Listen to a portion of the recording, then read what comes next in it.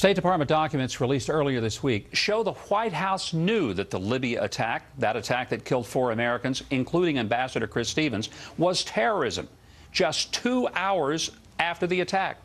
Now, according to the emails, the Islamic militant group Ansar al-Sharia claim responsibility for the attacks at the U.S. consulate in Benghazi.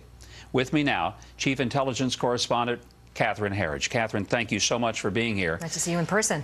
Catherine, these emails were sent to some very high people in the White House. Who got them, and how high up did these messages go?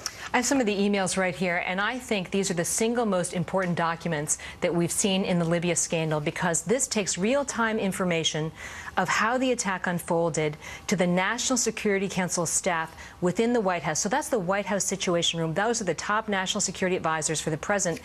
And also, when you decode the email addresses, what you see here is that it went to the special assistant for Secretary of State Clinton, whose job it is take an email like this and go, you need to pay attention to this. Also the number 2 and the number 3. So there's no way the administration can deny that they did not know what was happening in Benghazi. These are not just sitting around in the inbox somewhere to be picked up over the weekend. They're not. And the fact that these emails go inside to the heart of the White House Situation Room, means the president's top advisors knew it was unfolding as a terrorist attack and that this group, Ansar al-Sharia, was claiming responsibility. And that is important 5-6 weeks later, because the only suspect we have in custody is part of this group that wants to establish an Islamic State in eastern Libya. So all of the intelligence has come full circle to what they knew on 9/11. And Catherine, some of the news that you have broken is that there's really smoking gun evidence that the content of these emails indicate there's no way this could have been just some spontaneous mob. Well, the emails show that they believed it was a terrorist attack from the outset, but separately there is physical evidence that was described to me as a smoking gun. There was mortar fire that was used specifically on the annex. This was the CIA outpost, part of the second wave of the attack. To use a mortar, you have to know distance, elevation, weather conditions, as well as the weight of the shell to do a mathematical calculation for the angle.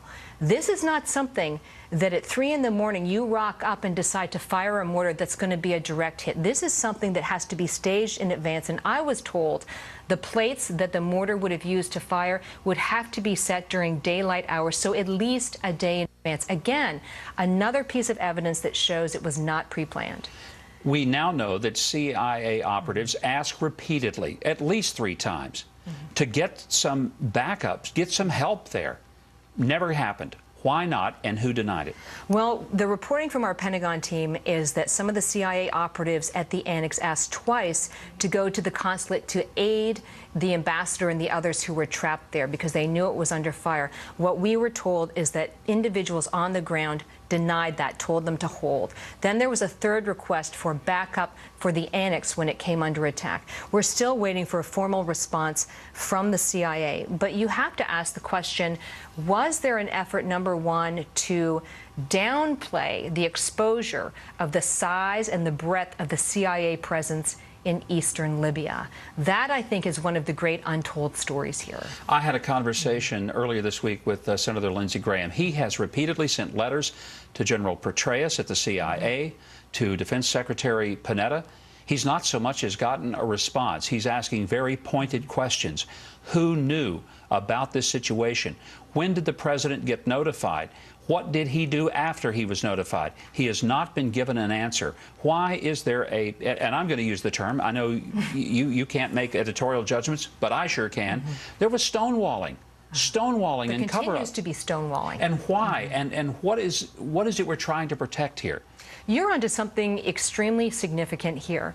On September 14th, the CIA Director David Petraeus briefed members of Congress on the status of the investigation.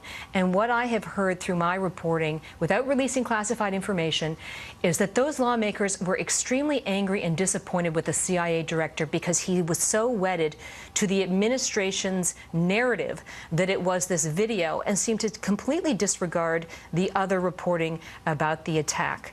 Senator McCain told me that he is incredibly disappointed with the CIA director, someone who for many years has been untouchable because of his military accomplishments. And there has not been a good explanation.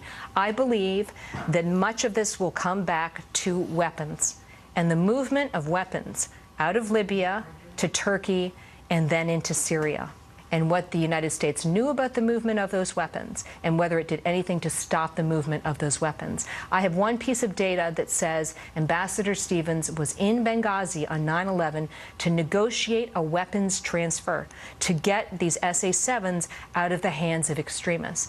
The State Department dismissed that idea. But to me, it makes sense why he would put himself in such a volatile area on the 11th anniversary of the 9/11 attacks. And he not only put himself in that position, but there was an attempt to try to keep his visit low-key so it would not be well known that he was in Benghazi, because likely there would have been more of a security presence there. Was there inside information that leaked that the ambassador was in Benghazi? There are two data points I think we want to pay attention to here. Based on our ongoing reporting at Fox, we were able to show that on September 6th, a Libyan vessel arrived in Turkey with what was reported to be a large shipment of these shoulder-fired missiles. 5 days later, the U.S. ambassador is in Benghazi, and you know who he's meeting with? He's meeting with the Turkish diplomat in Benghazi. 5 days earlier, weapons had arrived. Why did they want to keep the visit low-key when they knew repeatedly from their people on the ground that security was the Achilles heel? I don't know. But I think this will unfold, and I think one of the issues that will come to the surface is going to be the movement of these weapons. Catherine, let me just say, you have done some stellar reporting on this, and I appreciate your uncovering some extraordinary details. Well, I appreciate that. I think it's important for those 4 people who lost their lives that we honor them with the facts and the answers in this case. Well, I couldn't agree more. Catherine Herridge, thank you.